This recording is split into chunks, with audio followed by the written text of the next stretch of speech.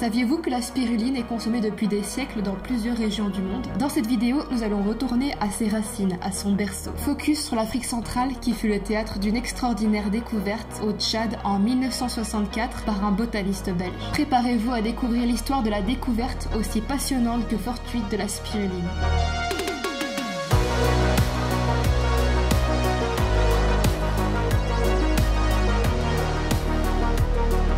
Contrairement à la plupart des algues consommées, la spiruline n'est pas une microalgue marine, bien qu'elle soit née dans les océans il y a 3,5 milliards d'années. Aujourd'hui, elle préfère les lacs équatoriaux à la température élevée, avec une eau tout de même saumâtre et un pH très alcalin, entre 9 et 11. Elle apprécie également l'agitation due au vent et aux animaux. Je vous renvoie sur la vidéo sur la spiruline et les flamants roses. Ces lacs étant situés entre les tropiques se trouvent naturellement en Amérique du Sud, en Afrique et en Inde. Malheureusement, certains de ces lacs sont menacés d'extinction, comme le célèbre lac Tchad, qui n'est plus qu'une flaque comparée à ce qu'il fut jadis. Elle est tellement ancienne qu'il n'est pas rare de trouver des fossiles de spiruline, les stromatolites. Je vais bientôt vous expliquer comment la spiruline a été découverte, mais avant ça, laissez-moi poser le cadre. Nous sommes en Afrique centrale. Depuis des siècles, sur les rives du lac Tchad, vit le peuple de Kanem, les Kanembo. Ils ont comme coutume de récolter la spiruline très tôt le matin. Et ce sont les femmes qui s'y collent. Elles viennent récupérer une fine pellicule verte à la surface de l'eau. Ensuite, elles la font sécher au soleil pour créer des petites galettes vertes, qu'ils appellent le dyé. Ils consomment le dyé abondamment et le vendent au marché. Bien, maintenant que le cadre est posé, laissez-moi vous raconter l'extraordinaire histoire de Jean Léonard, l'homme qui a répertorié et nommé la spiruline et qui à tout jamais marquera le monde scientifique, humanitaire et agricole. Jean Léonard est né en mai 1920 en Belgique à Couvin dans la région de la Gaume, située au sud-ouest du plat pays. Déjà très jeune, il se passionne pour la botanique, grâce à son père Gustave Léonard, qui était agent des eaux et forêts, très influent dans son milieu. Il promeut le reboisement des terrils, qui assure la stabilisation du sol, l'embellissement du paysage et de nouveaux habitats pour la faune. Les terrils sont des monticules artificiels de déchets miniers, composés généralement de résidus de charbon et de roches. La Belgique en compte quelques-uns dû à son riche passé dans les mines de charbon. C'est donc dans ce contexte que Gustave Léonard transmit sa passion de la nature à son fils. Jean Léonard s'est donc dirigé vers des études de botanique, qu'il a entrepris à l'Université libre de Bruxelles, à l'ULB. Le jeune homme est heureux et brillant dans ses études, mais en 1941, alors qu'il n'avait que 21 ans, un élément viendra chambouler son parcours.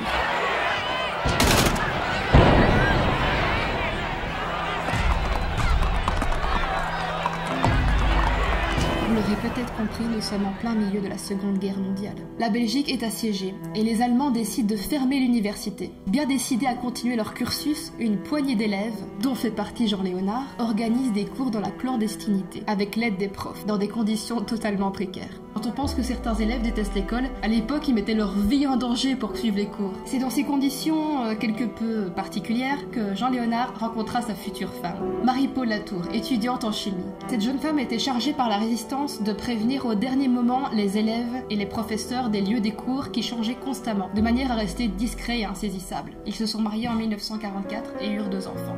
Jean Léonard devint docteur en sciences botaniques de l'ULB. Sa femme et lui ont vécu 3 ans au Congo belge, donc avant que ce pays devienne indépendant. Il était directeur d'un jardin botanique, le jardin des Halles, qui existe toujours de nos jours. De retour en Belgique, il reste dans son élément et devient chef de travaux au jardin botanique national de Bruxelles et de Metz, où il continue ses recherches sur la flore d'Asie et d'Afrique. En plus de cela, il est nommé professeur à la faculté des sciences de l'ULB, qu'il connaît déjà si bien. Il enseigne la systématique botanique, qui consiste à répertorier, classer et nommer les plantes. Au cours de sa vie, il identifiera pas moins de 300 nouvelles espèces végétales. Il marqua profondément le monde scientifique de ses découvertes, ce qui lui vaudra de nombreux prix. Lauréat de l'Académie des sciences et de la Royal Geographical Society de Londres. Bon, vous l'avez compris, il sait de quoi il parle. Sa grande notoriété l'amena à faire de nombreuses missions scientifiques à travers le monde, en Afrique, en Asie bien sûr, mais également en Antarctique et au Canada. On peut dire qu'il voyait du pays, surtout qu'à l'époque on ne voyageait pas comme maintenant. Et c'est dans ce contexte qu'elle vint à lui et qu'il fit une découverte qui le marquera à jamais.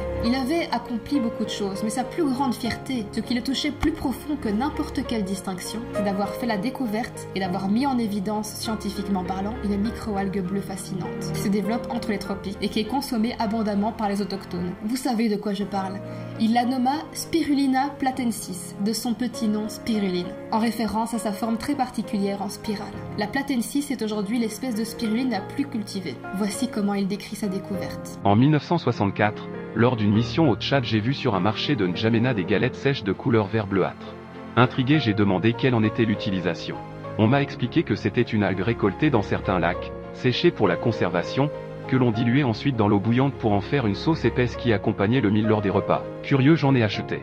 Un peu plus tard, lors d'un voyage au nord du Tchad, notre véhicule tombe en panne et nous voilà immobilisés pour quelques jours au bord d'un lac dans lequel j'observe à nouveau cette algue. Je constate que de très nombreux canards viennent sur les lacs où elle se développe et pas sur les autres lacs. Bien décidé à comprendre, j'ai fait des prélèvements de cette algue microscopique qui fait moins d'1 millimètre de long. De retour en Belgique, j'ai demandé à l'algologue Pierre Compère d'analyser ces échantillons, une étude complétée par le docteur Kufra. Il en a déterminé la composition chimique et la teneur en éléments nutritifs. À notre grande surprise, il s'est avéré que cette algue était l'aliment le plus complet qui soit. Le plus riche en protéines, en acides aminés. Plus riche encore en protéines que le soja.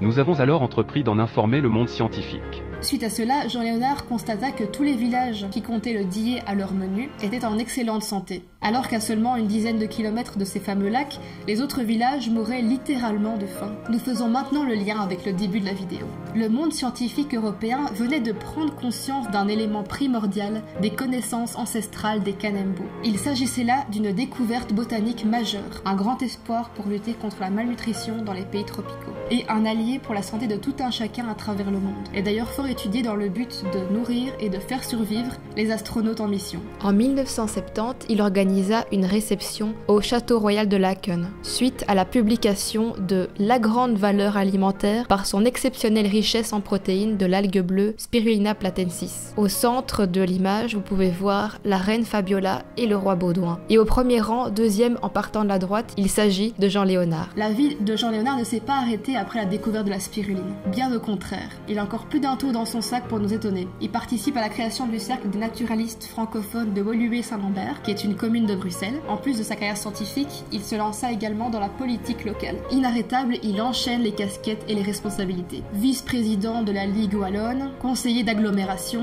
conseiller régional, membre du comité de gestion de la Société des transports intercommunaux de Bruxelles, plus communément appelée la STIB. Ensuite, premier échevin de Woluwe-Saint-Lambert. Il est même pressenti pour devenir bourgmestre, c'est l'équivalent de maire en France. Il appuiera finalement légèrement sur le frein pour privilégier sa carrière scientifique. La botanique reste sa plus grande passion. Né en 1920, Jean-Léonard s'est éteint en avril 2013. Il a eu une longue vie bien remplie. Son œuvre et ses travaux ont marqué le monde à jamais. En son honneur, la commune de Woluwe-Saint-Lambert souhaitait attribuer son nom à une rue.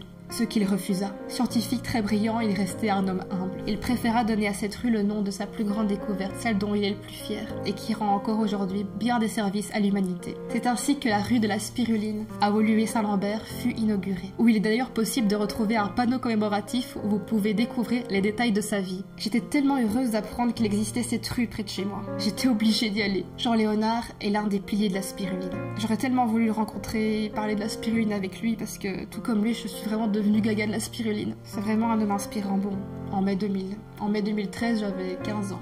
Je pense pas que je connaissais la spiruline. J'espère dans cette vidéo avoir réussi à lui rendre hommage, ne serait-ce qu'un peu avoir réussi à rendre hommage à cette personne extraordinaire. Ouais, sauf que là, on a un gros plan sur le burger de Quick derrière. Ah oui, vite alors, ça vite. Et du coup, évite. Hein. Bah de ce côté-là, c'est un peu, ouais, peut-être comme ça, ouais. Plutôt comme ça, fais gaffe aux voitures. Ouais.